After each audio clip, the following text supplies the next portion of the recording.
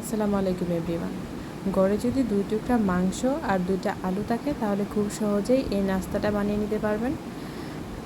আমি এখানে মাংসটা আর আলুটা সিদ্ধ করে নিয়েছি আর এর মধ্যে দিয়ে দিয়েছি পেঁয়াজ কুচি আর কাঁচামরিচ কুচি, আদা রসুন বাটা দিয়েছি আর যাবতীয় যত মশলা আছে সবগুলোই অল্প অল্প করে দিয়েছি আর দিয়েছি স্বাদ মতো লবণ। এখন এর মধ্যে দিয়ে দিয়েছি আমি অল্প একটু কর্নফ্লাওয়ার, আপনারা চাইলে চালের গুঁড়াও দিতে পারেন। এখন আমি অল্প অল্প হাতে নিয়ে এভাবে বড়ার শেপ দিয়ে দিব। সবগুলো কিন্তু আমি এইভাবে বানিয়ে নেব, আপনারা চাইলে অন্য যে কোনো শেপে বানাতে পারেন। তো সবগুলো বড়াই আমার তৈরি হয়ে গিয়েছে, এখন এগুলোকে আমি তেলে ভেজে নেব। সবগুলো বড়া আমি দিয়ে দিয়েছি, এখন এগুলোকে কিছুক্ষণ পরে উল্টিয়ে দিব। আমার বাসায় যখন মুরগি আনা হয় তখন আমি বুকের অর্ধেকটা অংশ আমি রেখে দেই, তারপরে সন্ধ্যার নাস্তায় আমি বিভিন্ন ধরনের আইটেম করি ওই মাংসটা দিয়ে।